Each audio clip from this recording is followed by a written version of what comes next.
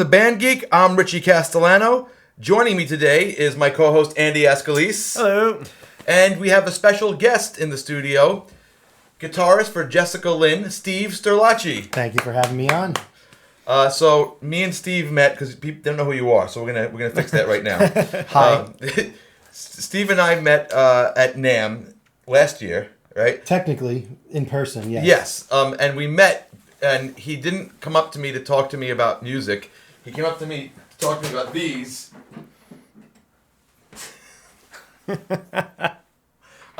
He's like, wait, you're the guy with the lightsabers. And I was like, oh, I thought I was going to talk about music at NAMM, but I guess not. I ended up talking about Star Wars and lightsabers with everybody. And you were happy about that. I was really happy. I'm like so sick of all this music crap. Anyway, I gave you the Anakin one because I know you're more of an Anakin guy. Yep. And I have the Obi-Wan. Hello there. Master and apprentice. That's right. I'm not inferring anything here.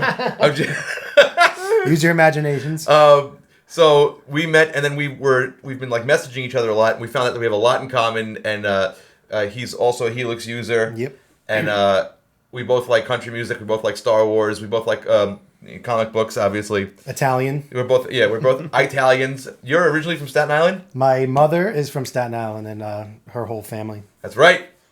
Got some Ginzo power going on today. Hey. Andy too. Even though Andy looks like what do you look like? An Eastern European. You're Sven, an Eastern European assassin. Especially with the hat today. Thank you. Should I be worried? You should be. All right, yeah, that's enough of that. I don't want to break it. So, what we've been doing every year since we started the podcast is we do a NAMM recap. Now, usually Andy doesn't go to NAMM because Andy's too cool. That's not true. That's right. Andy's actually a restaurateur now. So if you're in Brooklyn, Red Hook, go to the Copper Pot.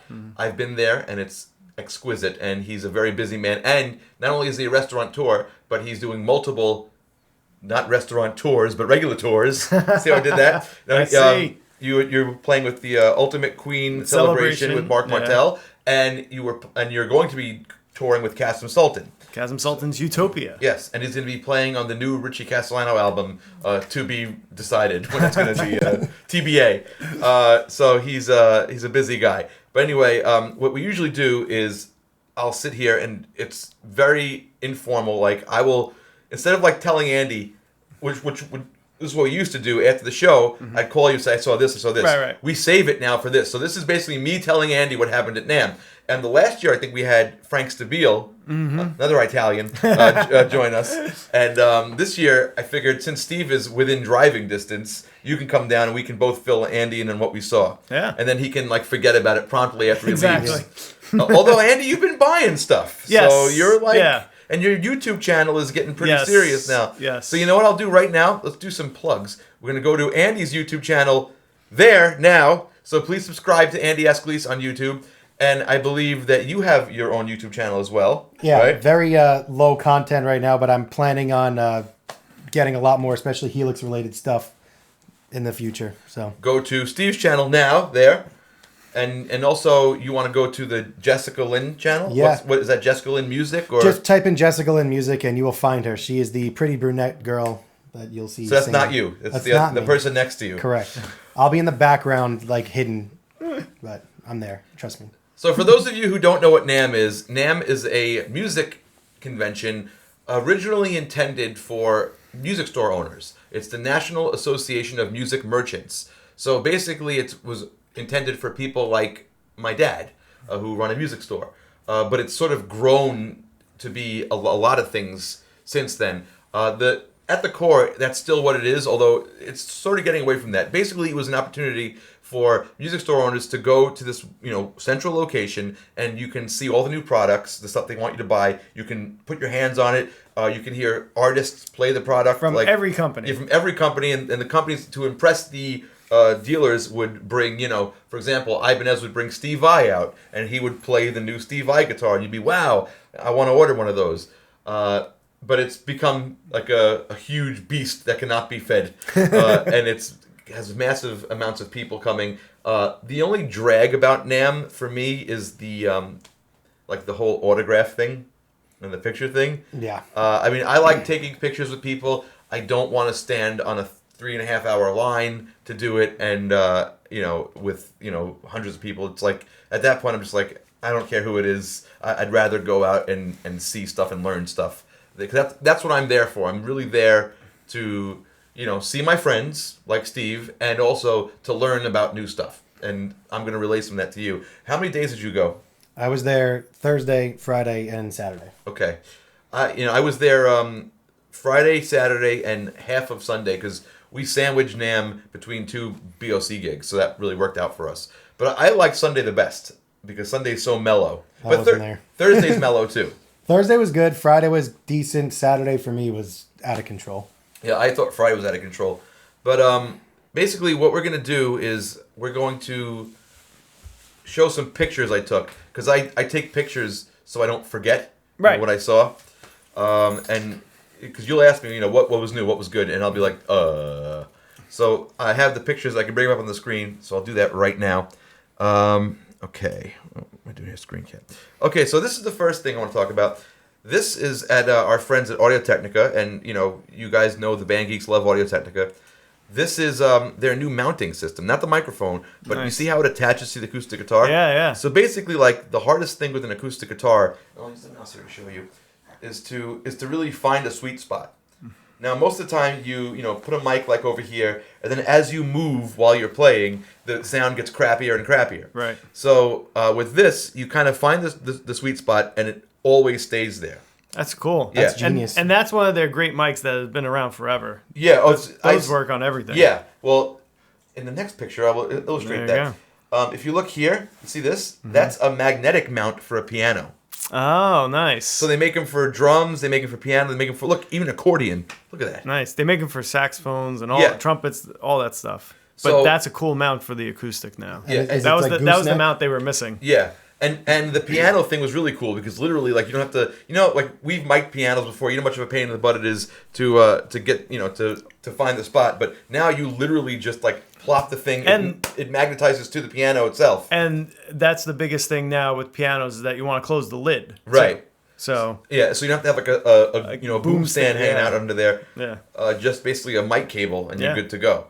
So we really like Nice. that. And part of the reason why I have you on today is because I know you'll look at more of the guitar-centric stuff than me, because I'm like kind of overlooking at guitar stuff.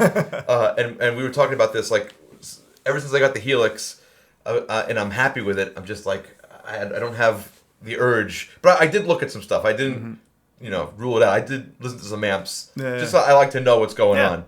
I peaked also, but like you said, we were talking about this off camera, that Helix just totally ruined my NAMM experience in a good way, in a great way, because we're just so happy with it that I don't need any other stuff type of thing. So I didn't really look at many amps.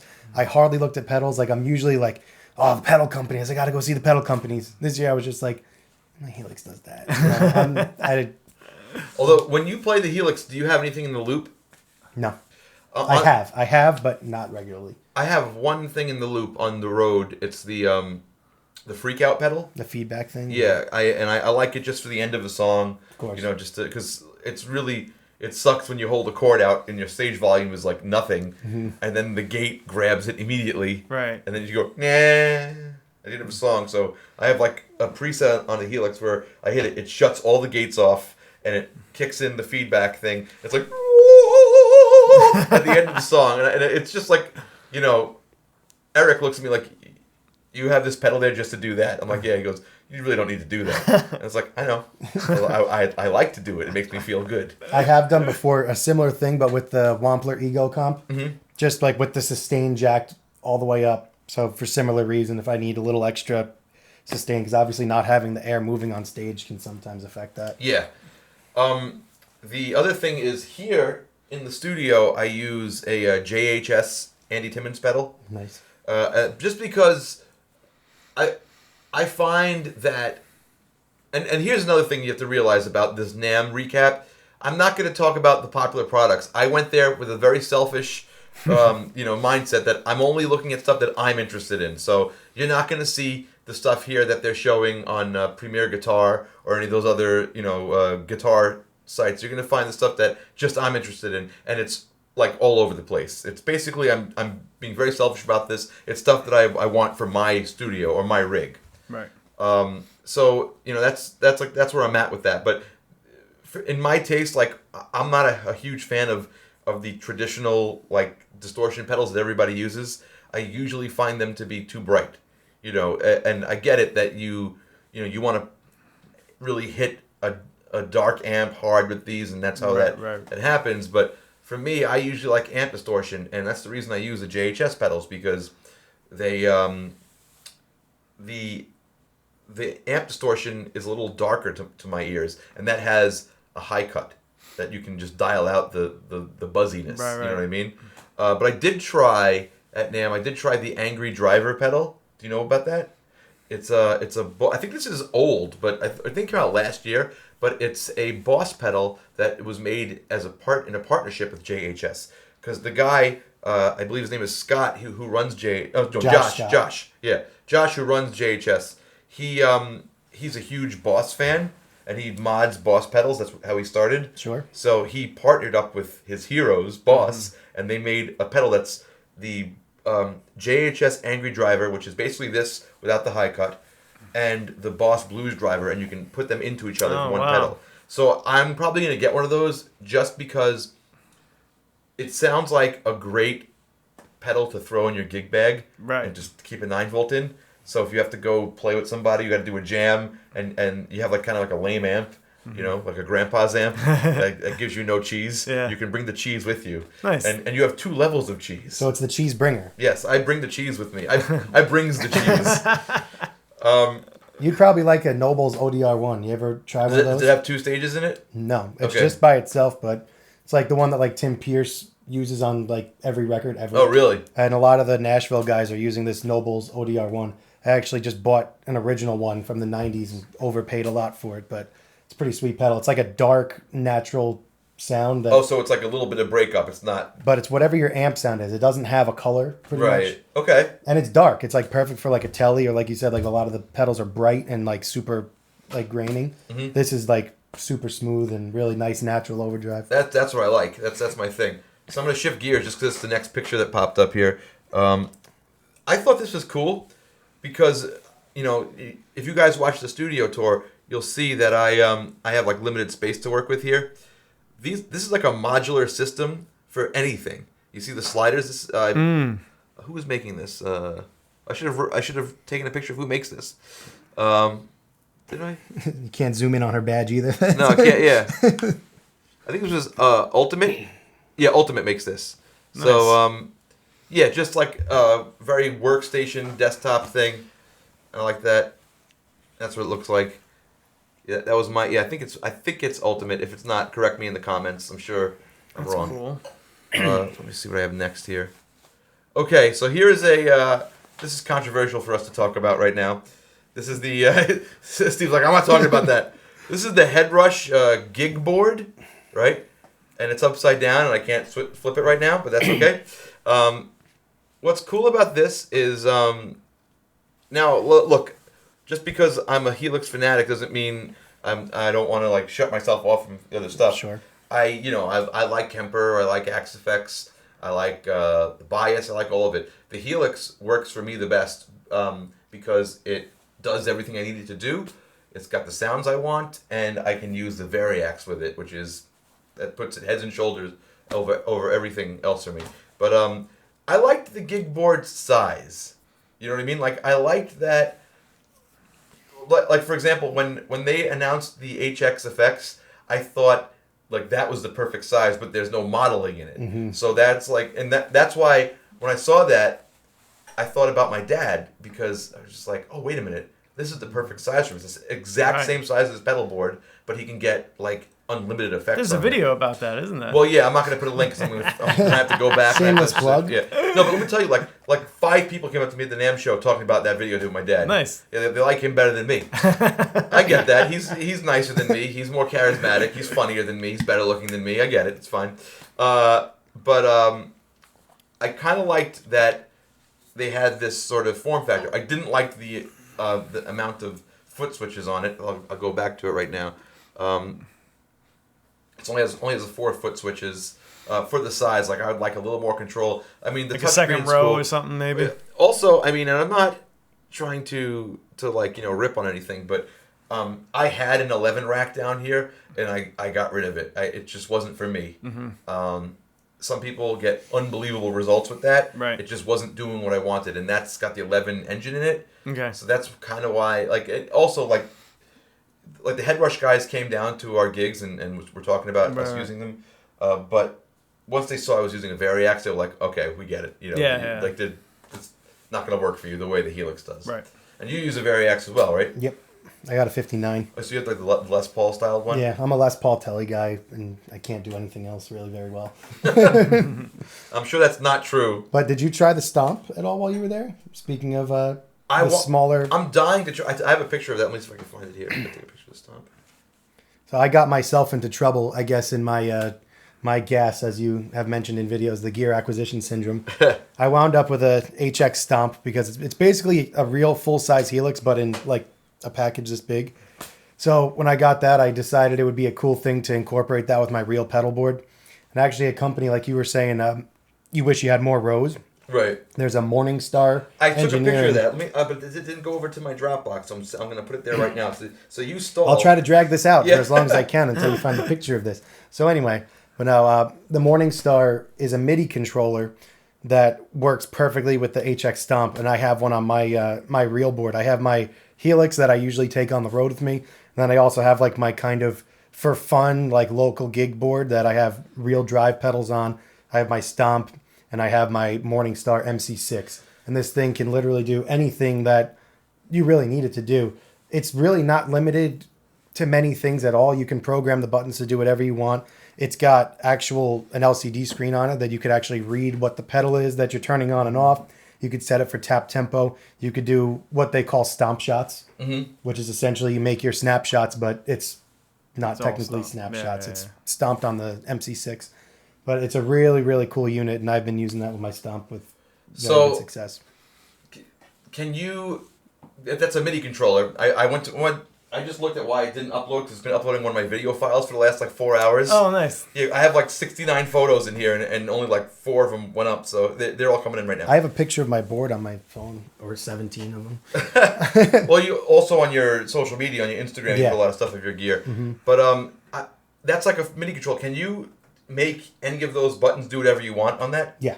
So you got one? I have one, yeah. And it's a desktop editor, which I was, in love with, because I had another brand MIDI controller, and you have to hold and then push buttons to activate different menus. And it was just such a pain in the butt that I was I've had enough of this within 20 minutes. Right. But this is a desktop editor. Ben, I think he's the owner, or at least the creator.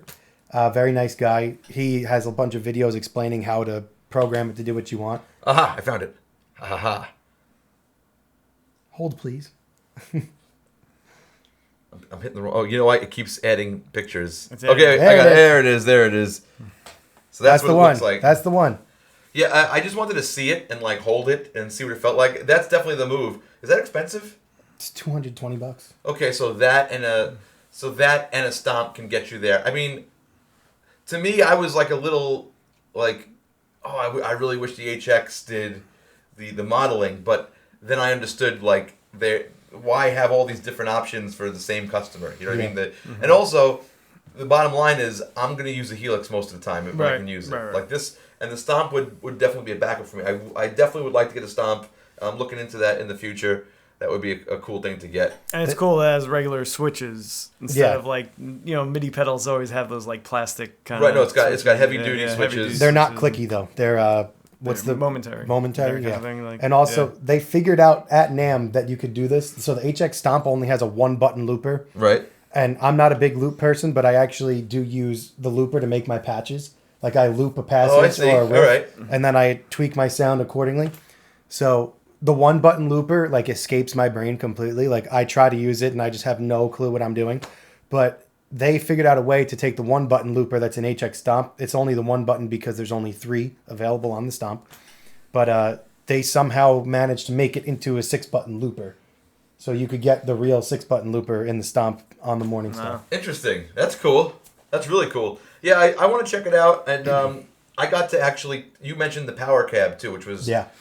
that came out in the middle of the year, didn't it? Something like that, yeah. Because I don't remember that being at last year's NAMM. But last year's NAMM it was summer. The HX was the big announcement, but the power cab I actually got to try the prototype for. Nice. When I went to go visit the factory, I had to sign the non-disclosure. Yeah. We're out of non-disclosure now, guys. You know? Right. No suing, Right. please. But I love the power cab. Yeah. The problem is most of the time I'm playing on ears, so it's like I don't need it, but I still have this little Line 6 110 speaker I use for local gigs when I play them. But I would definitely like to play with power cab. That would be awesome. It's fun. It's got other features in it too that are that I think is really cool. I went through a phase before I had my Helix. Mm-hmm. I went through the whole load box phase, where you get your tube amp loaded into a line level and then do things that way. So with the power cab, what you could do, you could take your amp head, and then if you have a load box, I have the Rivera Mini Rock Wreck, and you could go direct out of that into the power cab, and you could play with whatever speaker model you want with their impulse responses. So that's another thing. If you want to turn up your amp and you don't have the space to do it, make the amp as loud as you want. It's going to load it down to a line level, and then you can go into the power cab to whatever impulse response speaker you want to use with it. So that's another fun guy to go with. Here's a fun picture. Yes, the dark side is a pathway to many abilities. Anyway, this is from we went to a Line 6 user party. I should turn my humidifier off. Okay, whatever. We went to this user party, and there were all the Facebook users there from the Facebook group, which was really funny to see the real life version of Facebook. Yeah, it literally was. It's exactly like that. And some experiences were good, some were funny, to say the least. You're like, oh, that's what that guy looks like. No, that's what he's like in person. So that was pretty funny. But they did a nice appreciation group for all the Facebook group out there that are posting all the time. Cool. Can we talk about the update? Yeah, it's out. It's totally out there. So they gave us a sneak peek at the new update, and one of the things I think one of the things they did is they added a feature I was really excited about.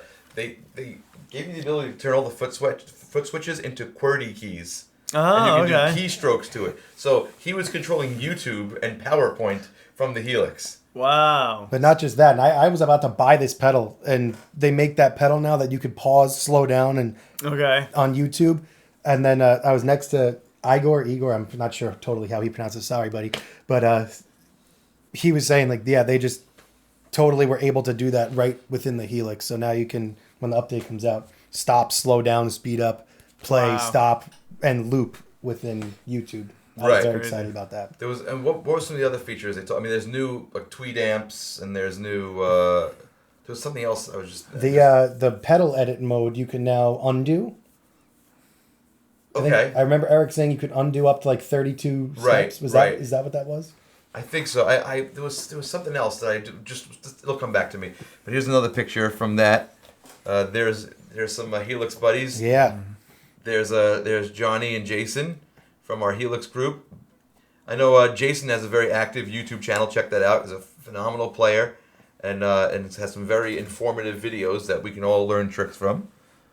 Let me see what else I got here. Okay, I think these are done uploading. Good. So I'm gonna go a step away from the Line 6. Oh, that's what I was thinking about. You can also now interact with the power cab from the Helix. You can save your power cab settings and go digital link into the power cab. So if you want to bypass your cabinet simulation for a tune and have just that go out there, but you want that to be a British sounding amp or whatever, you can program that all into the Helix. Which is really, that's a very sophisticated thing you can do. Here's another really simple no-brainer idea. Ernie Ball is making a volume pedal with a tuner built into it. Right? Because in the quest to cram as much stuff into a pedal board as possible, no one has a space for a tuner. Exactly. So now you can get two non-fun utility pedals in one. That is a duh. That's funny. And my buddy Roman from Schnobeltone has been doing this modification for a couple of years, where he takes your Ernie Ball and he puts a Boss tuner in it. He cuts it. Yeah, he cuts it out and he puts the tuner in it. So I guess Ernie Ball realized hey, we should be doing this on our own, and I'm glad that they did it. And they also, it tells you how far you are, right? I didn't get to play. The Ernie Ball booth was chaos because they have all those, like anytime John Petrucci walks within like 300 feet of that booth, they smell him. Yeah, you can't get anywhere near it. So I didn't really get to spend as much time as I'd like to. Although we did order some special limited run guitars for the store. Very nice. We played their Cutlass, which is like their Strat, and I picked it up. They took us to like a secret room. I couldn't take any pictures, so this wasn't an NDA, right? No. Okay. It's ordered, so anybody wants one.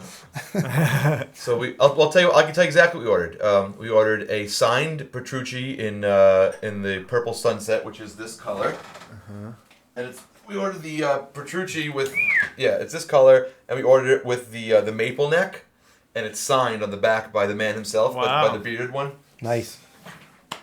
And we ordered I picked up. They had like this limited edition Cutlass, which is like their Strat, and I picked and it had like beautiful bindings and whatever.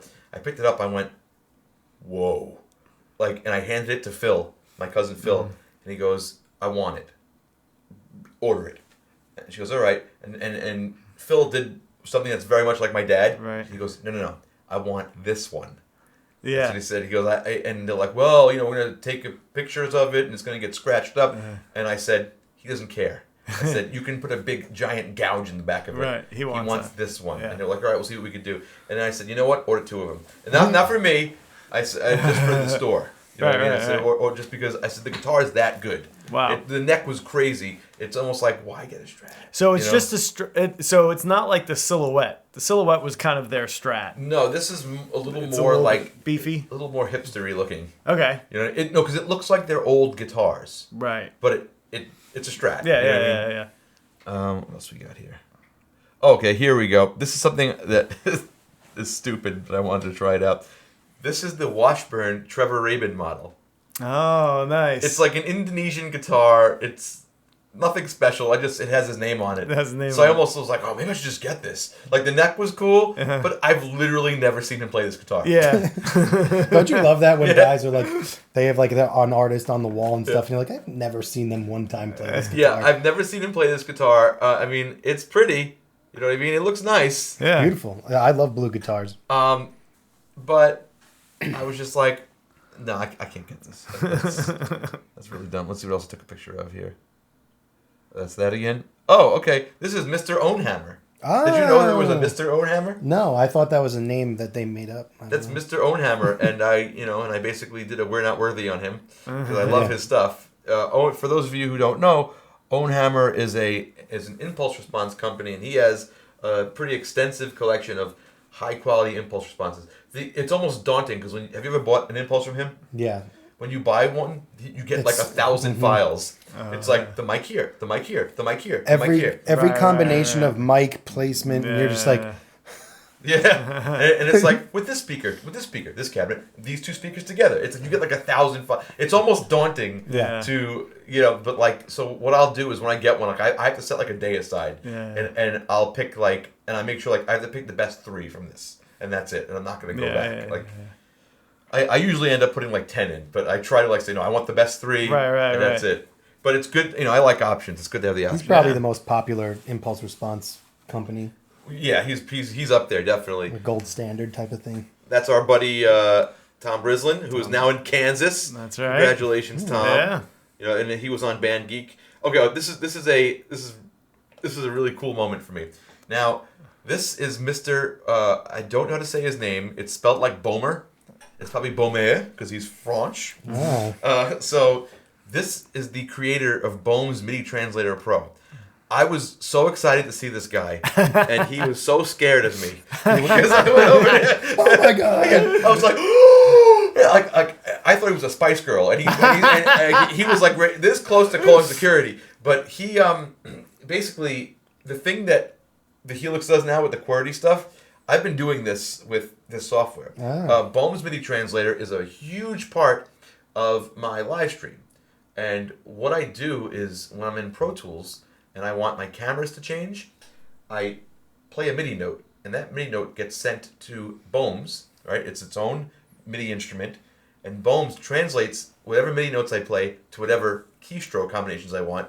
And then OBS, our streaming software, that you create that. You create the camera change. And I've been doing that, and I told him about that, and he's like, "That's really cool," you know. And he's like, "Send me a video of it." Right. So I think Mr. Bomer, I know that's not how you say your name. I know I have a terrible French inflection.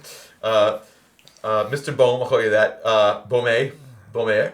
I'm just butchering this. Just know I love you. You just know I love you, even though I am a stupid American who can't pronounce French things. But you're awesome. Or he might be French Canadian. I don't even know. He had an accent. He was a guy with an accent and a name I can't pronounce. So we're 2 for 2 on names. I was butchering Igor. I think that's Mel Brooks. Yeah. Do it right now. Igor. But anyway, I like have genuine love for this man that I never met, and he was a little scared. But I was really thrilled to meet him, and I wasn't expecting to see him there. And he had this like tiny little booth, and I was like, like he was like Eddie Van Halen to me. I'm like, you're the guy. I was like, you make my life so easy and complete. Exactly. Oh man. Okay. Oh, this is cool. Oh wait, no one can see that. Hold on. Now you can see it. This is Phil Hilborn. When I went to England for the first time, I saw We Will Rock You, and he was the guitar player. Oh, okay. When I did my Bohemian Rhapsody video, he sent the link to Brian May. So when you looked on Brian May's website, it said, "Oh, check out this guy doing Bohemian Rhapsody, courtesy of Phil Hilborn." Wow. I got to meet him. That was very nice. That's very cool. Okay, this is interesting. This is called the Yamaha Trans Acoustic, right? Mm-hmm. Now I know that you are interested in Yamaha, Andy. Mm-hmm. You're a fan of their brand. Mm-hmm. What the Trans Acoustic does is it has a speaker built in to the body of the acoustic, and it puts effects on. Wow. So you're just like hanging out at home, like writing or jamming. It gives you this like really subtle ambience. I saw it said chorus or something. Yeah, you can put like chorus on, but like the reverb, like just a touch of that, it makes like your guitar sound like magical. Sure. Wow. And it like resonates in the body. Wow. Yeah, I had a demo of them playing it, but I don't think that's very cool. I don't think it'll pop up. Oh, here's just an interesting picture. An interesting picture I want to show. This is Spo's buddy, Pat Serace. He is an animator in LA, and I've been collaborating with him on stuff online. And I just was happy to meet him. I just wanted to put his picture on this, so I'm just excited about that. Oh, this is a funny picture. This is from the Helix Meetup. This is That's a Helix. That's a Helix disassembled in an LT. Wow. Why though? Well, it was a fun conversation piece, I think. Dang. Steve's like, you could have given it to me. Where do they keep all the amps? Like Zoolander, where'd all the files go? This is cool.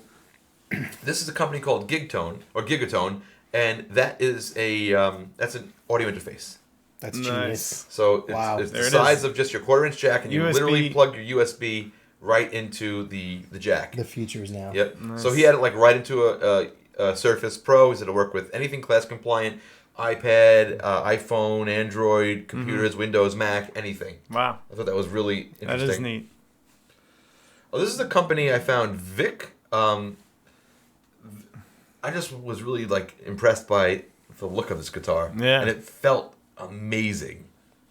So I think I took a picture. That's just really cool looking. I love when companies have an original design. Yeah. That's like actually good. Yeah, like that's not a Strat. That's their own thing. It's pretty cool. Beautiful. Yeah, there it is. The Duality 6 Dragonfire. Anything named Dragon is pretty cool. It is. Okay, you and I were just talking about this. I have Fenders. I know you have Fenders, but sometimes companies who are not Fender make guitars that are maybe a little better than Fender.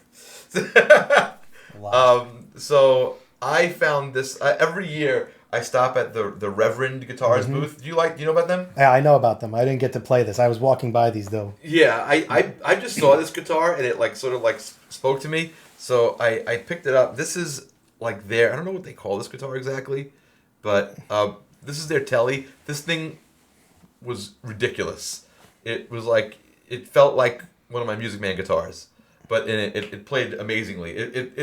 If I was looking, I would have got it. You know what I mean? Because it was that good. Mm-hmm. Let's find another picture of this. Oh wait, okay. This is just pornography. So I all right. Full disclosure. Every year I go to NAMM and I look at the same guitar and I like give it a little hug, and then I walk away. I really, really, really want this Rickenbacker. The problem is I have no good, justification for getting it. I want it because it's the George Harrison guitar. Right. I had a Rickenbacker 12-string and I sold it. I didn't like it. But I'm a huge Rickenbacker fan. I just want this guitar just because it's the George Harrison guitar. And look how cool it looks. In the classic Rickenbacker, you will not touch a single thing here booth. Yeah, that's lame. If you see They're all zip tied. You see that? But it's the same thing every year. There's nobody on the floor. Yep. It's just this collection of guitars that are just suspended in the air, and everybody just drools all over them for the 5 minutes that they walk through. And That's exactly right. That's all that happens. This was a cool color scheme, though. This was like a blue sparkle with a gold pickguard and a maple neck. I was all about this guitar. I like that bridge. That's really... Oh, yeah, that's their standard bridge. Did you ever play Rickenbacker Bass? No. We got two of them here. You can play afterwards. You don't want to hear me play bass. All right, this was cool. As you guys know, if you watched the studio tour, I use a 2-notes torpedo cab pedal over there just to load IRs for my old VHT preamp. And that's like the...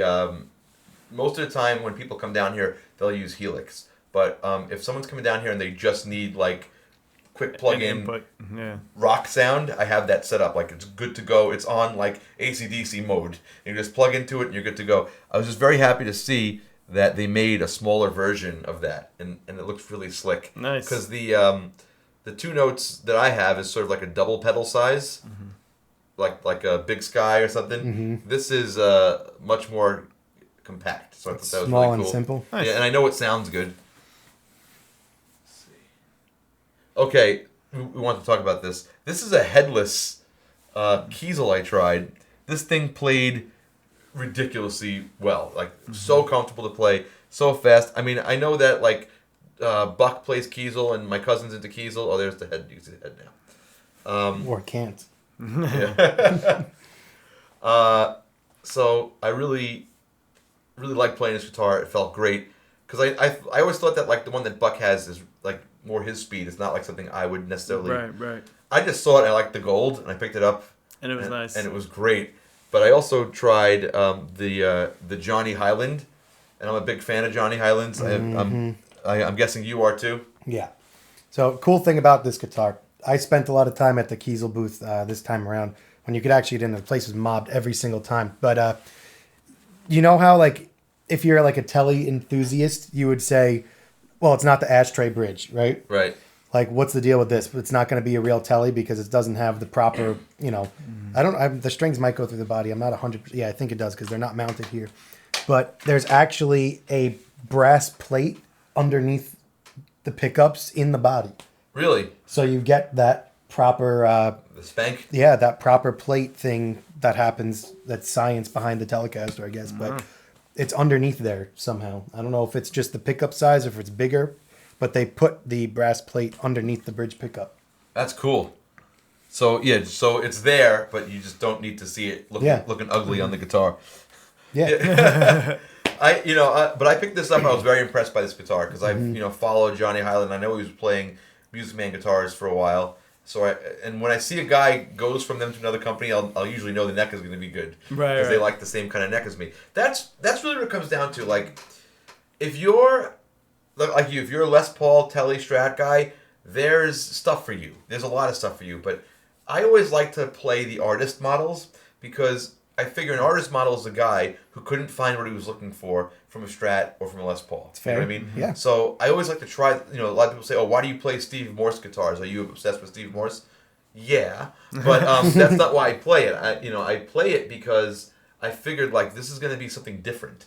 And I never, like, I always felt like the Strat was too flat and the Les Paul was too chunky. Like, I always wanted that middle thing. Right. And I usually find the artist models have a weird neck profile. Right. And I'm always interested to see what, the people I admire play. So that was a long explanation for something that didn't need an explanation. No, that makes sense. Oh, and then this happened. It had to. It had to. There he is. Derek Smalls. They had like an 11-foot SVT, and he played Big Bottom on it while everybody sang it. Nice. Yeah, Caucasian Jeffrey Vanson was there. Nice. They don't call him that anymore. I guess it's not PC to call him that. There he is. There he is. And that's the actual movie prop. Wow. Of Stonehenge. It's like Stonehenge, just That's great. smaller. Yeah, Amazing. Yeah. That was a big thrill. For you guys who watch the show, you guys know that Andy and I are Spinal Tap freaks. Mm-hmm. We will dress up like them and we will play Spinal Tap. We don't. We're not afraid. And speaking of dressing up, if you want to support Band Geek, if you say you want to go buy clothes on Amazon, what you could do is you can use our Amazon link, and at the top of the page, you will see our Amazon banner. You click that, you go to the normal Amazon page, you do your shopping like you normally would, except when you check out, a small percentage of your purchase goes to supporting our show, and it doesn't cost you anything extra. If you'd like to just support the show, you can go to our tip jar. That's richiecastellano.com/tip jar. Oh, did I say the Riotcast link? I think I screwed that up. That's riotcast.com/bandgeek. Yes. Okay, now, if you go to richiecastellano.com/tip jar, you go to our tip page and you can just, say, hey, you guys are awesome. Thanks for making videos. Keep up the good work, and we really appreciate that. But if you want to show your Band Geek support in terms of swag, we have all these beautiful t-shirt designs. We have your Mix is Whack for men and women. We have Band Geek logos. We have the animated shirts. We have posters. We have coffee mugs. And if you want to get something personalized, you can go over to my site, richiecastellano.com, and we have a store page. We have signed autographed posters of the entire band, like 8x10s, and we have signed CDs from the stuff that Andy and I did together. So you can get that personalized to you. Mm-hmm. So let us know if you want any of that stuff. You can email me or just check out the website. So there was our shameless plug. There you go. Okay, what the hell were we talking about? Music. Is there anything else you want to show on your pictures? Kind of just a nonsense, non-gear related thing. Actually, yeah, this one's a decent one to pull up. So this is Iconic Guitars. You're zooming in on the wrong part. Go to the top corner. Oh, look at that That's guy. me. Who's that guy? Hey. Well, that's a big freaking spot you got there. That's a big Sterlacci. But yeah. So this is Iconic Guitars. He hand builds all these guitars in San Diego, California. I was actually his first artist ever. So Really? The first time I met Kevin, is the owner. Super nice guy, super great instruments. But the first time I met him was at NAMM 2015, or I think it was 15. And he was just on foot with two guitar cases. Nothing with him besides the two guitars. And one of those is actually my current main touring guitar, which is serial number 0002. And it's like hand scratched in there. Right. So since then now he's got his own full-size booth. And he's really been taking off. And a lot of really cool players are using his stuff. And if you have not checked him out, please check out Iconic Guitars.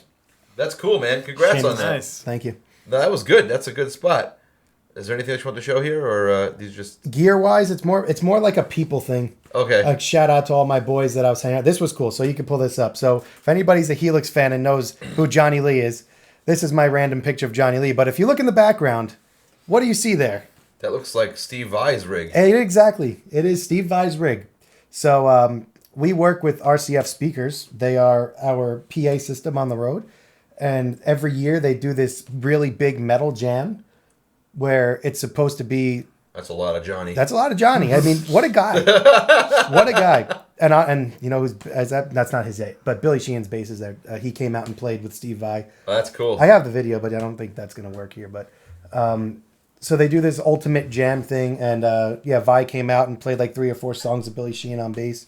And it was just a really cool event. And I got to go with Jason, Johnny Lee, Chad Husky, Jason's friend Dean. That was just a Canadian police officer, not a musician, but a big music fan. Right. And they're all like metalheads, so they were like all super, super excited about this. So I'm glad I got to hang out with my crew and check this out. Awesome. It was incredible. And he literally played right there, so we were... You can't beat that in terms of seats. No. I'm trying to pull something up right here, and you're being nice and stalling for me. Okay, I'll stall some more. So if you look in, you'll see Steve Vai's legacy amp. No, I found it. We're good. It's uploading. Here we go. So I'll go back to my pictures here. Oh wait, this is cool. I know you're a little miffed about this. The shadow. Do you know who that is, Andy? No. Do you remember the game Force Unleashed? Maybe. Okay, that's a no from Andy. This is Sam Witwer. He's an actor, and I just saw him. And if you go to a Star Wars convention, there will be a 3-hour line to meet him. All right. But I just saw him hanging out, and I was like, Sam, can I get a picture with you? I'm a huge fan of Force Unleashed. He's also the voice of Darth Maul. Okay. Well, just Maul. Oh, Maul now, yeah. Just Maul. Yeah, he was Maul in the Clone Wars, Rebels, Okay. and in the latest Star Wars movie, which I will not mention. Okay. And he was also in Battlestar Galactica. So I was very excited to meet him. Nice. And the TV show Once Upon a Time, but not that I watched that whole show, but it's a good show. This is a cool thing. So another thing I do while I'm at NAMM is I shop for my dad. I'm trying to get my dad out of using a full-size PA system because, like, my dad, he plays in these clubs and they're tiny, and he has like a huge like rack Right. with a tray stand and a big mixer, and he's like, cables running everywhere. I'm like, there's got to be a better way to do this. So I'm trying to get him to switch over to a rack system where he can just control the whole mixer from an iPad. Right. So this is an interesting thing. This is the Allen and Heath Q Pack. It's not new, but it has 32 channels of input, and you can record 16 or 32 channels depending on where multi-track. Right, you can record them and right, play back your gig. It does monitor mixes. Do I have the back of it? Yeah. So you have 16 ins and outs. 16 ins, line ins, and mic preamps. And if you use this like Ethernet D-Snake, you can get 16 more. You can, jump to it them hooks together. up to a Wi-Fi router over here, and you can mix everybody, right? And it has 10 outputs Nice. for monitors, which is really slick. The other cool thing here is they just started making these. These are...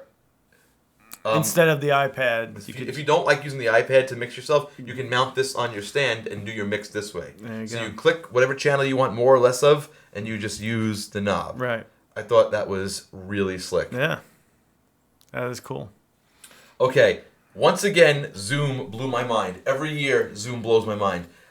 Zoom, this is a 360 VR microphone. Wow. And yeah, it's pretty cool looking. But what they had was the Waves head tracking system. So they recorded like a jazz band, right? Playing, and they must have plopped this mic in the middle of the room, and you put the head tracker on, and then as you turn around, you hear like the mix of the instruments changing. Right. So this is something I would like to experiment with. Yeah. For you guys who know, I'm a huge surround sound buff. I love VR. I like 360. I'm into all this stuff. I just don't have the gear to make it. So the fact that they're making something like this was really cool. Like that could be awesome for what we do. But it would be tough because I pipe everything in stereo anyway. Right. But like, how cool is that? Just That is to be very able to experience something in the middle. I thought that was pretty awesome. What else we got here? Oh, this is a very cute picture. That's Jen Majura from Evanescence. Do you remember we had Susie Bench on, the film composer? Mm-hmm. She conducted the Evanescence tour. Right. I got the heart from her because I'm friends with Susie. Nice. So there you go. And I told Susie afterwards, please text your friend Jen and let her know that bearded guy was not a creep. Okay. Please. Yeah. All right. This is going to be a point of contention right now that we're going to talk about. This is the new CLA Mix Hub. Right? I saw that. I got a demo from CLA himself, right? That's what it looks like. And so I'm at the NAMM booth. I'm talking to our buddy Chris Clark. I saw him. At the Waves booth. Mm-hmm. I saw him, and I just stumbled into like 1 minute. Chris Lord-Alge's going to be here, and I'm just there. Right. So I'm all right. So I just stood there. And Chris Lord-Alge shows up, and there's like nobody there, right? Oh, and he goes, "All right, let's start doing some cocaine." He's like doing this whole routine, which is pretty funny. But he sees me there, and I'm the only guy there. I'm like up front. He goes, "Richie's here, nice and early," and he starts like picking on me during his presentation. I'm just like going like, what? So he goes, "All right, who's got my plugins?" Right? Of all the people. Yeah, who uses my plugins? Who's watched my videos? I'm like, he goes, this guy's he's killing. He's raising his hand for everything. I'm like, oh god. Oh no. And like you can already tell that like CLA is like this very A-type personality. Right. You know what I mean? I'm just going like, oh crap. I'm like in the line of fire. Yeah. And he keeps asking me questions. And now you can't escape either. I can't leave because then he'll make fun of me if I leave. Right. I felt like I was at a Don Rickles concert. So anyway, I was very impressed by the plugin because he said the magic word, and if you watched our thing, it's got to be fast. And we said that you can mix faster. I'm like, okay. And they had a NAMM special, so I just bought it before we did this. But here's my little point of contention that I'm going to be really pissed off about, and I'm going to criticize, one of my heroes here. Well, you've also only had it for like a couple of days. So they have this nice big screen here, and it's got 6 mix buckets on it, right? 6 banks. Right. So I'm like, oh, that's cool. I have beautiful big screens, and this would be great for my touchscreen. I can do the 6 buckets, and I can do it. Right. Well, I was just playing with this plugin, and I was only able to get 2 on one screen. And then you were here while I was screwing with it, and I'm like, dude, I'm kind of bummed. Like, on my touchscreen, I can only get 2 of these buckets. And then you said, well, you have this huge 4K monitor back there. Right. I said, oh, yeah, I do. So I dragged the plugin all the way over to that monitor, right? And instead of being smaller, they were just huge on that monitor. So no matter what I do, I can only get 2 of these. Waves help. That's a resolution thing. Yeah, but that's got 4K resolution. I think that's a Pro Tools resolution problem. Maybe. You know what I mean? But I'm like, at the demo, and you know what? Buck told me this too, because he saw the demo too. He goes, you notice they never showed Pro Tools, so you don't really know. Right. So I think Waves, you got to work on a scaling thing for this, like badly, because if guys are supposed to mix with this on laptops, you're gonna get 1 instance of this plugin, because I have pretty big screens. Right. So that's, it sounds great. You're still getting 8 at a time. 8 at a time, but I want 64 at a time. Right. Or whatever. I'll settle for 30 something, 40 something at a time. You know what I mean? I'll settle for 40 at a time or whatever. But Waves. I'm interested in that. That looks cool. Waves. You got to get that together because look, this looks awesome. Look at all those faders. That's like a console. You can work like a console. Andy and I were trained on consoles. We just adapted to this whole in the box thing. But it sounds great. I was screwing with it before. It's nice and crunchy when you drive stuff. The compressor has the bluey option. Yeah, you can go to his 1176, which is really cool. And also the distortion's good. You can driving the front end sounds right. Yeah. It sounds right. Here's a very that's the quick part is that it's all laid out. You don't have to add 8 different plugins. Right. And I was very attracted to that. Oh, what happened? Oh, I'm just uploaded. Crap. So, there's also a NAMM staple, something that has to happen every time you go to NAMM. It's In-N-Out Burger. I'm sorry, Andy. Andy's vegetarian. Pull up mine too. I caught a good one. Oh, you got one? So I had a pretty cool, like I said, my group of guys, Johnny, Jason, and Chad. And wow. We were kind of from all over the place. We had 2 Canadians. We had a Liverpoolian. Chad's from the Carolinas, but the Canadians and Johnny have never had In-N-Out, and they've never had IHOP. Really? So Eric Broadbent, the guy who does the Helix Hour. So I got to have breakfast with everybody's first time at IHOP, and in Little Nicky when he has Popeye's chicken for the first time. That's kind of what everybody's reaction was. So I forget what Johnny said. I think with his heavy Liverpool accent, that's the gentleman that was in front of the Steve Vai guitar. He's like, "Oh, it's full on, mate." I think it was something along the lines of that. IHOP is full on, mate. But it was such a great thing to take them for their first time. That's amazing. That's awesome. Oh man, I'm hungry now. Yeah, we're gonna have to eat after this. Yeah. Okay, this was something that really interested me, and this was something I walked past the Floyd Rose booth about 3 or 4 times. I didn't notice this until I was reading they give you this NAMM the booklet newspaper every day. Okay, right. And I was That's reading this it. big? Yeah, and I was reading it, and I was having breakfast with Eric. Some highlights. And I'm like, oh, I gotta go to Floyd Rose today. He goes, we went there 3 times. I said, yeah, but I didn't see this. He goes, you walked past the booth 3 times. It's sensory overload. It's too hard to catch everything. Yeah. So I make sure I try to plan a route and everything like that. But I saw this thing. This is a drop-in Strat replacement, dive bomb only. Now, if you know my guitars, all my guitars are dive bomb only, and it's not floating. It's not floating, right?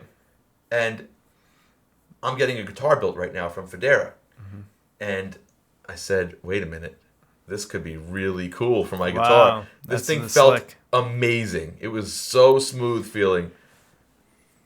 And that's where everyone's going now, right? No one has any locking. I mean, Floyd Roses anymore. Look, like even the Petrucci model doesn't have a locking Floyd. Yeah, Rose. and it feels great, but this felt like as smooth as that. Yeah. But the thing is, the reason why I don't like the floating, I think you're talking about. Well, I'm just talking locking first. I don't like the floating because if I break a string, I can't use that guitar anymore. Right. Like I like when I break a string, it just doesn't have anywhere to go. That's it. Right. And you're not a trem guy per se, right? Yeah. But this one, I saw it and I felt it, and it felt so smooth. Yeah. And I noticed the route wasn't that like crazy to put it in. And I asked them, like, can I put this in anything with a Strat route? And I told them, I was like, I'm getting a Federa made. Right. They said, we've done stuff with them in the past. Just tell them to do a standard Strat route, and this will drop right in there. So I texted them, like, guys, can I put this in my guitar? And they're like, yeah, sure. So I think I will be getting one of those. I was very... So it's not string tension dependent? And that's why... Well, no, it does have springs, right? It does have springs. It's a regular Strat. Regular Strat kind of tremolo. Right, no, it does have... Well, there is something different about it. Okay. Let me explain what they do here. So it won't go out of tune if a string breaks? No, because it'll get held against the body instead of going... Yeah. There's springs in it, but the thing that really makes it special is over here. The first thing you install... You notice how there's no screws? Mm-hmm. Right? Mm-hmm. The first thing they install is this metal bar that goes here. This metal plate, right? Like a thin metal plate, right? And it mounts on top of that. So it has it's like a rolling pin sort of thing. Like it rolls, it pivots off that, and because of that, you don't get the squeaky like Strat feeling where it's like it feels it's like super super smooth. I was. It's probably some sort of like joint that only has like it just slides in there. Yeah, well, they have like this great video on their website. Right. So go to Floyd Rose. That's cool. Online, check it out. That looks awesome. Oh yeah, and when I was like, oh, this is what I want on my guitar. Because don't get me wrong, like Federa's using the Goto ones for their like Strat style guitars, and those are great, and those felt amazing. But when I played this, I'm like, oh no, this is what I want on my guitar. This is it. I had a little freak out about that. Yeah. You have to give me a dive bomb lesson. Oh, this is something I saw just because I like black and yellow. Black and yellow Music Man 5-string. I sent the picture of this to my Uncle Phil, and he's like, "Can we get it?" I was like, "Yeah, give them money and you can get it. That's how this works." That's where you put your Batman guitar strap on. Yes. Yeah. Oh, this was cool. This is a Sterling by Music Man, like the inexpensive brand. They made a Luke. Yeah, and normally those are not close. Mm-hmm. This was close. Wow. Like the neck, like the V neck, they got it. So this is something like if you're interested in the Luke guitar, I would recommend this. This was really affordable, nice. Yeah, absolutely. Let's see what we got here. Oh, this was a company called Wingman. This is their new pedal, the Danger Zone, but I was really impressed by these little knobs they make. Oh, you can turn them with your foot. Yeah, you just put your foot there and you can turn them. And they have these knobs that like hang over the edge of the pedal too. Right, so you can do like expression that way. There you go. I mean, I don't need this again because I'm a Helix user, right? We were just talking about that. But if you want to use your foot. Did those shoes bother you wearing around the show all day? No, those weren't mine. Oh. No, I had like old man New Balances on. So, all right, here's the company. Yeah, Wingman. It's the same thing. It's like, damn, that's really cool, but that's cool. Yeah, I don't need it. I don't need it. Well, when I was first really getting heavy into the guitar gear, I went to my first NAMM show when I was a kid. I was like 13. And I looked at every booth, like, ooh, you make oboe reeds. Interesting. You know what I mean? And cool. I know, but I like, what are they made out of? I wanted to know everything. Like, ooh, triangles. Cool. Like, ooh, sign up to win a free splash cymbal. Okay. Enter this competition. Okay. You got every bumper sticker and lanyard you could possibly. I did. Yeah. I came home with a bag this huge, right? And it's like I was so into it. And then like as you get older, you narrow your focus. And then it would be like, okay, I want to know every new amp. I would try everything. Now it's just like. My taste is so specific. It really takes something interesting to me to get me to stop at a booth. Now it's just like, oh look, okay, Strats, okay, look this, okay that, oh fuzz pedals, great, like it's stuff I don't need. Right. And like I saw some of my old AMS friends there, and they were telling me about like, oh, you got to check out the new Akai thing. It's like I don't have to pretend to care about that anymore. Not that there's anything wrong with that, but But there you go. It's a cool invention. Yeah. It's cool stuff. Here's the Bad Mama Jamma. We were talking about this earlier. I just wanted to take a picture of this because... Stomp. Yeah, this is a really cool thing, and I'm sort of trying to convince people that weren't, didn't want to go in for a $1,500 or $1,000 Helix to get this. Or bass players. Yeah, bass players too. I thought that was going to be their This is primary the, thing for bass players because, like, Jessica's father's actually our bass player, and he's using a full-size Helix, but it's like he uses one patch and like maybe one effect. Like, I think we covered Thriller once. Yeah. So he had like that The envelope. Yeah. But that's it. Bass, you need chorus, an octave, and like And that's it. a comp or something. I'm trying to get Eric on this. But the thing is, Eric really likes the amp sound on stage. Yeah. Like every time we tried to go direct with him, he freaks out a little bit. Let's see what else we get. Let's plow through these. This was cool. Ooh, Hofner V1. is making relic basses. It's not relic exactly like Paul's, which I think they're kind of missing a bet not doing that. 100%. You know what I mean? Right. But just to see like a relic Hofner looked really. I like relic guitars. Do you? Oh yeah, I love them. I thought that was really cool. That's cool. Oh, this is just a note to self. This company called Magma Control Case. Because look at this cute little case. Hey, that's the thing you got. Yeah, that's why I looked at that. So pay no attention to that unless you want to buy, unless you have one. Actually, no. I thought this was cool. It was like a ballistic. Well, not ballistic, but it was like It's not hard, but it's hard. Yeah, right. It was very very cool cases. I like those. Okay, Gibson. Let's talk about Gibson. We should talk about Gibson. Let's talk about Gibson. Gibson, first year at NAMM under new ownership. Right? Whole different vibe at the Gibson booth, right? It was much more inviting than it usually is. Gibson's been kind of like hoity-toity and elitist back in the day. Gibson was very accessible this year. Did you go to Gibson? Yeah, and in previous years, like I was telling you about my Les Paul, so I brought my Les Paul to kind of ask them. Pull it down, Andy. To kind of ask them what it was, and like they kind of like take you through this like little special VIP thing to get in like the back area. This is my Les Paul. So this is my special girl.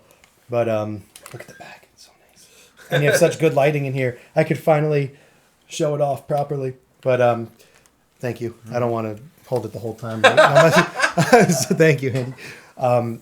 So they like the meeting areas where they do all their stuff was like you said, like this whole hoity-toity thing. Yeah.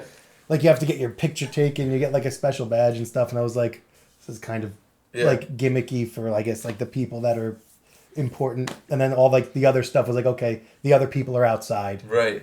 But yeah, like you said, it's so much more accessible now. I thought their stage was really cool. I'm a huge James Nichols fan. Okay, the guy that plays blues with his just his fingers and a Les Paul P90 one pickup. So they released his signature model at Epiphone, but it was really cool just being there. It was nice stuff that you could actually play. Yeah, and it was It was cool. Like they had all these bursts on the wall, which I really liked. I mean, I just bought a Les Paul, so I'm not in the market. But these are look how pretty these are. Yeah. You know what I mean? Like, and they all felt great. They all played great. I just think I'm kind of excited to see what's gonna happen. It's like the vintage headstocks too. Like for some reason, like why is it that it took them so long, or like how many years can it be historically accurate spec? Yeah, it's like there are certain things that are no-brainers, and that's all I can say about that. But every year, but like these are different though. These are somehow like, I don't know. I guess it's just the energy like that it's made with. It's made with a different care now under the new ownership, maybe. Well, yeah, and I said a bad word just now. I have to apologize for it. The word you can't say at NAMM is excited, because everybody's excited. If you watch like NAMM TV news, which I do. It was like, we're very excited. We're all very excited. Very excited. We're so excited to announce. Oh, we're excited. Everybody's excited. How can you all be excited about this? You're announcing a cable. Are you that excited about the cable? Very excited. It's like this year it comes in blue. Just wait. Just wait. Yeah. Wait till the see. So, okay. Oh, also, here are other annoying NAMM things. Every guitar sound I heard was terrible. Facts. Like, especially, because here's the thing, like, when you give someone your guitar to try out, you want it to feel easy to play. Right. So you give them this like overly distorted, easy to play sound, but it just sounds like. I just heard a sea of. And just the NAMM environment is not. You can't hear anything anyway. No. And I'm guilty of this too. Yeah. Like I would play like complete nonsense licks when like NAMM licks. NAMM licks. Like, and I'm like, why am I doing this? Like, I really want to hear what this sounds like. Not like no one can hear what you're playing. Right. You know what I mean? So like you might as well just like play what you want. It's like so even if you're playing at NAMM, you're not playing at NAMM. Yeah. It's just a cacophonous noise. You know, you get the bucket from the bass players, and the beedly from the guitar players, and the boogity from the drummers. The Zildjian cymbal, the cymbal area, I'm convinced is some sort of purgatory that you need to try to figure your way out. But I always loved like the NAMM noodlers. Mm-hmm. Is a good name for them if you'll call them that. Like the bass players are just playing like outrageous things that you'll never hear a bass player do in practical music context. Yeah. And then like you go to like the cymbals and you like all you hear is shh, but you always see like the one guy like this. Like with his ear to the cymbal, like trying to get the overtones. And he's like, yeah, like the only day you can actually hear stuff is Sunday. That's it. You can't hear any gear any other days. The rest of the time, everybody's playing unemployable riffs. Yeah, that's perfect. Unemployable riffs. Stop. Yeah. But and like I heard one sax player like actually play a song, and I was like, I sat there and listened to it, like, wow, a song. You know, not like every Coltrane like he knows. But here are this year's 2 most overplayed and poorly played songs: "The Chicken" and "Sissy Strut." I heard them everywhere. Everywhere. Cause no matter what instrument. It's like we don't want to be passe anymore and play like the shred metal like we usually do. Right. I want to play something cool and funky. But when everybody's doing it, it was so annoying. In different tempos at different places. Okay, I heard one good chicken. I had some delicious chicken. That was that. I can't remember the guy's name. He was at the Line 6 booth. He was a kid who plays like this. Mateus Mancuso or oh my god, that was the best chicken I heard. He's not real. Can he be real? That was like the Chick-fil-A of the NAMM show. That's how good that was. That was some good chicken. He's fake. I'm convinced. He's fake. He's not a human. Yeah, did you watch him? No, it was ridiculous. He plays like I guess like flamenco style, but like it doesn't sound like it. He's palm muting though, like. He was doing like this and palm muting like these metal riffs, and that was like probably the best player I saw at the NAMM show. 100%. Yes. He blew all of our minds when we were watching him. Yeah, I that's the only booth I went to and like just to passively look at something and I heard it, I was like, I did one of these like, holy crap! Like wow, that was really good. I went to Godin. That's a French word I know how to say, and. It's not Godin. Yeah, it's not Godin. It's Godin. Godin. This is their like gypsy electric. Interesting. I really want that guitar. Yeah. And there was a demo of some guy who was playing on stage and it sounds like butter. Nice. And it has a pickup and a piezo? Yes. There you go. Like, and it plays great. Like that. This would be an indulgence purchase for me. Like something I totally don't need, but I would like to have. Okay, I took a picture of this. Is that Adrian Smith? Yeah. Can I read that? Yeah. So that's the age. I'm an Iron Maiden fan. Are you familiar with Iron Maiden, Steve? Yeah. Okay. So I'm an Iron Maiden fan. I've been so since my friend when I was 13 turned me on to the band, and this is just like I picked up this guitar just because I thought it looked cool. This is like the epitome of super strat. This guitar. It's got like the humbucker, Floyd Rose, really comfortable neck. I was very impressed by this guitar. I thought it was really cool. Nice. Jackson. Yeah. This was another Jackson. This was the Misha Mansour Jackson. I really like the neck on this too. This is from that band Periphery. Thought that was pretty cool. I took a picture of it so I wouldn't forget. Okay, this is cool. This is a Gretsch. Now, if you notice, it almost has that like country gentleman look. Right. Do you like Gretches, Steve? I had never found like a Gretsch off the rack that I liked, but my current D'Angelico is. Oh, that's your Gretsch sort of. It's fix. EX 175. It's my Gretsch fix. It's got TV Jones and a Bigsby, so it gets me there. I played again because I'm a Beatles nerd. I I want a country gentleman, but I played one. They're $4,000. Right. And they're fine. They're not $4,000 worth of fine. And they're not even like they're all imports for $4,000. It's a $1,200 guitar. Let's get real. That'd be fair. Real talk. But they're charging $4,000 for the name and the legacy and the license. Right. But they make this like Electra Matic series, and I played this one, which was like ish. Mm-hmm. It's the color's a little off, but if you're in a Beatles tribute band and you play this and people squint, you'll look right. But this guitar played right off the rack, played great, and I was very impressed. I just tried it because it looked like a George Harrison guitar and a Beatles freak. So there you go. But even that's $1,400, and that's like their cheaper brand. This is the best instrument I play at the Fender booth. This is their new American, what do they call this? American Performer precision bass. This had that like C neck that I like. That like J bass kind of neck. And it has the J pickup by the bridge too. So it's like a PJ. If I was in the PJs. If I was in the market for another bass, which I'm not, so I just bought a new bass, I would get this. This was really good. I like this a lot. I like that matte blue too. Yeah, me too. So there's the satin Lake Placid blue. You mean? Yeah, that's what I meant. Oh, this is cool. Chappers. This is the Chapper is Rob Chapman, who runs Chapman Guitars. I'm more familiar with him because of his YouTube persona, which I really like. He's got a very funny YouTube persona when reviewing gear. It's very informal, which you can tell why I like that. But we had a nice little chat. He was a super nice dude, and I was very happy to meet him. It's a thick finger. Yeah, it is. Okay, this was my favorite telly at the Fender booth. This just had the Neck of Doom on it. It's an old mahogany telly. I didn't get to plug it in, but I pointed to this because I wanted to know this for the future. That if I'm ever going to get another Fender, I want the Deep C. Deep C. With a 9.5 radius. That's like my neck. That's what I want. There you go. Yeah, like I said, all this is very self-serving, selfish. Oh, this is a company that makes this like bubble soundproofing. That's cool.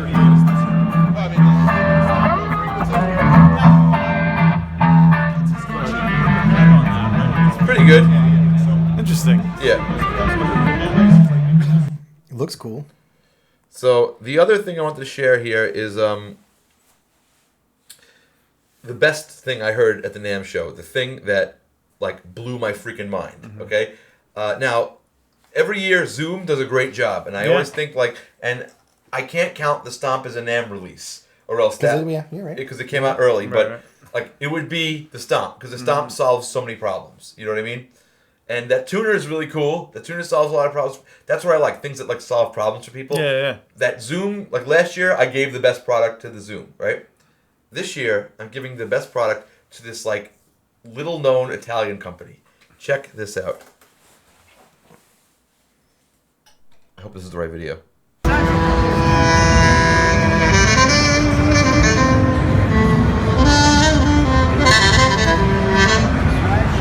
I know you were curious about this, Andy.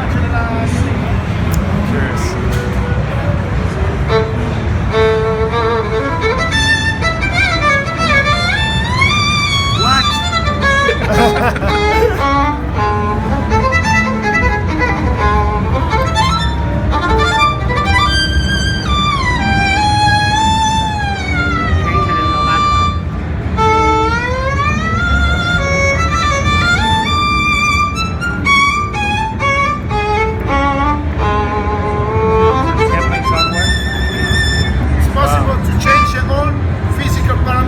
Because it's not a sample library, it's a physical model of the instrument.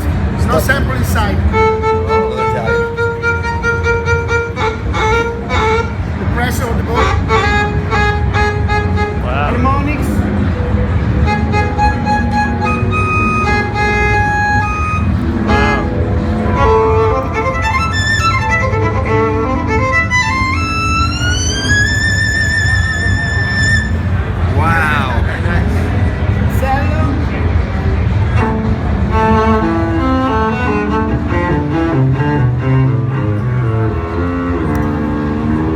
When you say modeled, what exactly do you mean? Like, what's the process? Is you create by equation the physical condition to the creation of the sound. Right. Not an oscillator or sample. You created a stationary wave. Sounds very complicated. Interaction inside. It's not easy for me. No, I know. Well, I'm familiar with guitar amps, with how they capture guitar amps. So speak slowly. I'm sorry. I'm familiar with modeling, with how they capture the sound of guitar amps. Okay. But I've never heard it applied to instruments like this. So this is a proprietary technology that he's talking about. Not samples. Not samples. Said not samples. Flutes I love because you can play with overblow.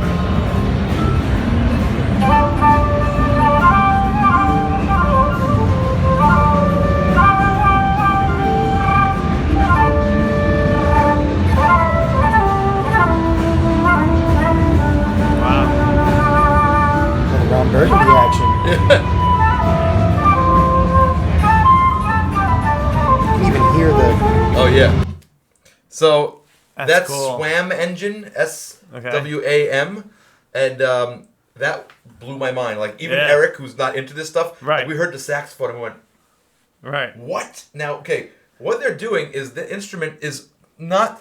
See, okay, the problem is you and I use sample libraries, right? And they're great. But the way you do that is you're essentially playing recordings, right? And the problem is transitioning between those recordings. It doesn't react the right way. It's like playing like a mellotron, basically. It's the same principle as a mellotron. Right. That's, okay, great analogy. So sampling equals mellotron, like, but evolved, right? Playing a recording. Right. This technology equals synthesis evolved. So what they're doing is they're, in the same way like when we use with a guitar amp, there's somebody seeing what the amp does to the carrier, you know what I mean? Mm-hmm. They're applying that like almost negative Right. to the note.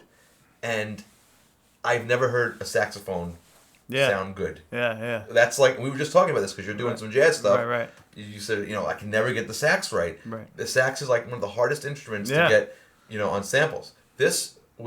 He nailed it. Yeah. I think that's like, usually sax is 75%. Like you can fool like 75%. But that's like 95% there. Yeah. Like if you really listen, and also this guy is very skilled at playing With the it. pitch Correct. wheels. And he was really working it the right way. This is like, but it blew my mind. I bought some stuff at NAMM. Okay. I bought stuff. Nice. I should talk about this. Did you buy anything? No. I came home with stuff, though. What'd you come up with? A couple of cool things. Did you stop by the G7 capo thing? No. So I heard a bunch of people talk about this capo. And I'm like, capo, cool. Like, how cool is a capo? Not really cool. So this guy came up with this. It's like an adaptive radius technology in a capo. So it puts the pressure on the neck. And they explained this a lot better. They had a giant capo there that you could actually feel. So as the pressure goes in, it curves. It contours to the radius and string tension of your guitar, strings and radius. And it's pressure based. So it's like you push it and it sticks and then you release it from here. Right. Wow. So that was pretty cool. So you got one? I got two. I got one for me and Jess because we're doing our television special next month. And we're actually both using capos at one point. So nice. We decided to partner up on it. And G7th, the official capo of the Jessica Lynn Band. There you go. I bought some Optima gold strings for my Brian May guitar back there because I saw the Optima thing and I saw the Brian May. I was like, can I buy these right now? They're like, yeah, show special, half price. Done. Nice. And I also bought a subscription. Okay, one of the booths I always go to at the NAMM show and I'm blown away by is the East-West virtual instruments. Yeah. You know about them, yes. right? Yeah. But it's like, you want Voices of the East? That'll be $400, please. Right. I'm like, Yeah. I can't. I'm going to use that once. Right. I'm going to use that on this one project that I'm thinking about. Right. And then that plugin is just going to sit on my hard drive, taking up space. Right. No good for me. So I always pass it. I went there this year. They have something called Composer Cloud, right? Okay. And they had a NAMM special. It was like 1 month free. And you get all their plugins for $20 a month, right? And you can just download and delete what you don't want. Right. Like, or you only want Voices of the East. Like, say I'm doing a Kung Fu movie and I got to do that. And like, okay. Well, that's where most of these software companies are going towards. Is this licensing. Well, I have a Pro Tools subscription and an Adobe subscription. Yeah. It's subscription, which it sinks if you have to because it's an ongoing bill that you're never gonna stop paying, but you always have the latest version. And the other thing is you got to look at what you're spending on this stuff per year. Because if you're a guy like me who spends an average of $600-700 a year already on just new software, and then instead, and you're going to keep spending that. Right. If you're going to spend the same amount, and you're upgrading it. Yeah, but then once you get it, it just gets old, and then you have to get a new one. Right. So for someone like me, the upgrade might actually be better because I'll end up spending roughly the same amount of money, but I have everything instead of just having to do this a la carte thing. So so that was the big purchase. I bought that. I bought the CLA mix hub, which I'm still on the fence about. I'm gonna have to ask waves about the resolutions and stuff because that was a real. I tried to ask him that question. Yeah. But I didn't like. I felt Word like it the right he was way. he was already like picking on me, so I didn't want to ask like a screen resolution question to a mixed engineer. So that was like stupid. It'd be like, "Oh, why are you asking me that?" I'm like, okay, forget it. I don't want to get yelled at by one of my heroes. So yeah, no, thank you.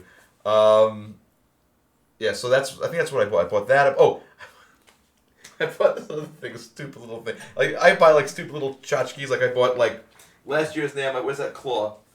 I bought a freaking. Here it is. Last year's NAMM. I bought this stupid thing. It's like a claw that you put your webcam on, and you can. It's pretty cool. You use it all the time. I use it every day. It's great. But this year they had this company that makes like covers, right? Like reflective covers, like to insulate from heat. And they make one for a microphone. It looks like a sock. And you zip it up over your microphone. And I go, I want that. How much is it? It was $10. He said, are you a singer? I said, yeah, my wife's a germaphobe. I said, that's perfect. Like if she's doing a gig, I'm like, oh, nope, no drunk guys going to sing on my mic. Zip. That's great. And they also make one for the Helix. So if you do you do festivals with the band? It's like it folds like this big and it like stretches out and covers the Helix. So if you have to after you're done with your sound check and you have to leave it out, instead of it getting like hit by the sun and overheated, it cools it. Nice. So I bought this. That's really cool. Yeah. I think that's all I bought. I like coming home with a little something from them. It's fun. I wish I would have seen that now. That's pretty I think cool. it's like $12 if you buy it online. You have to go for that. Yeah. It's worth the spring. Yeah. Also, like, we did this gig last year where we played and a helicopter kept landing on a dirt field and would blow dirt into all of our stuff. So that would have been perfect for that. Yeah. So that's all my NAMM stuff. Is there anything else you wanted to... I know I talked a lot. We covered the In-N-Out burger. See, my pictures again were people instead of things. Like it was like at the booths, but that's the Steve Vai gig. I'll show you This is where we were watching Steve Vai from. Nice. So that was pretty cool. He's got great cheekbones, doesn't he? He looks fake. Like he's very good looking in person. Yeah. Like, he actually walked right by us, and Jason and the rest of the guys are like, they're like diehard Steve Vai fans, and I think like Jason like turned the corner, and then 2 seconds later, Steve Vai like literally walked right in between us, and like he just missed him. But the thing I was most impressed with, I don't have pictures of it, but I was watching the panels all day of the Universal Audio aux box. Mm-hmm. Did you see that thing? Yeah, I know. I'm familiar with that. See, but you like to use amps. Well, it's not that I don't. Yeah, I like to use amps. Okay, yeah, sure, whatever. You got me. I tried a couple amps that I liked. Yeah. I forgot to take pictures. No, I took video of them, but they're too slow to come up on this. I liked the Victory amps. Yeah, I those tried are the cool. Richie Kotzen, and me and Eric went up to it, and I plugged into it, and I went like, holy crap, this is awesome. And like it was like really smooth and like organic sounding. It wasn't like fizzy or anything like that. I really liked that. And I've become a huge fan of Friedman. And I became a fan of Friedman amps because of the model inside the Helix. That's a cool thing about the Helix. Like you can try stuff you would never ordinarily try and get a taste for it. Yeah. And then if you want, you can go out and get the real thing. Right. But yeah, so the two amps I was most impressed with were Friedman and Victory. I thought Victory was very good. You know, my buddy Randy plays. He plays Victory. They just came out also with Marshall. Did you see Marshall? Oh, the 800s. But the 15 watts or the 20 watts, and you could scale them down to 5 watts. The SLP Did you and the play JCM one? 800. I don't play things at NAMM usually, just because, like you said, I feel like it's just a poor representation of things because you're You just can't hear it. with all the nonsense happening. I just don't do it because I don't want to have a bad experience with it and judge it before I get like a real feel for it. You know, I probably should have tried that. I saw it and like I didn't put two and two together that that's what it was. Like again, it's sensory overload. You're getting constant streams of information just tossed at you. You know what I mean? So I thought that was like I here's the thing. We were at a rehearsal studio and they had like a great JCM 800 there, and I played through it and unless it was on like 20, it doesn't sound good. No. You know, so that's probably the move to get like a low wattage one. But yeah, the JCM 800 is a very famous sound. But yeah, I'm not a Marshall guy. Like I like the Friedman because it's like a more smoother sounding Marshall. It's a Marshall that you don't have to roll the treble all the way down on. Right. I'm just very sensitive to that. So we talked about NAMM a lot today. Cool. Wow, what are we at? Hour and a half. Any other performances you guys check out? I didn't see any Anyone? performances. No? So this was my NAMM of Just- performances and hanging. Like I saw obviously the Steve Vai thing, but I'm a big Guthrie Trapp fan. He's a country guitar picker in Nashville, but it was Guthrie Trapp. You ever see Daniel Donato, the young kid in Nashville that plays like as fast as you could think? Yep. Guthrie Trapp, Daniel Donato, and Lindsay L. Have you seen her? She's like I guess she's fairly on the scene now, but she's a girl guitar player singer. Mm-hmm. So they all of them did like this crazy jam. They did this like Unreal version of Little Wing of all things to end, and it was pretty badass. Sorry. That's okay. No, you can curse. We curse all the time. I try not to, but we can. But also I saw Jared James Nichols got a signature amp with Black Star, and I saw him at the Black Star booth. I'm just a big fan of his. He's one of the few blues rock players that like plays from here and like you really feel what he's playing. Yeah, those are the main performances that I dug. Nice. Cool. So there's our NAMM recap. I hope you found it interesting, and that's the stuff I like, and that's what this is about. Just talking about the stuff I like and the stuff that Steve likes. And Andy goes, "Oh yeah, okay, Yeah. Good for you guys for making it this far. yeah." So we'll see you next time. Thanks for watching. Joining me today was Andy Ascalise, Steve Sterlacci. Check him out on his YouTube page and at Jessica Lynn Music. I'm Richie Castellano, and I have to figure out where the end button is. Here it is. See you later.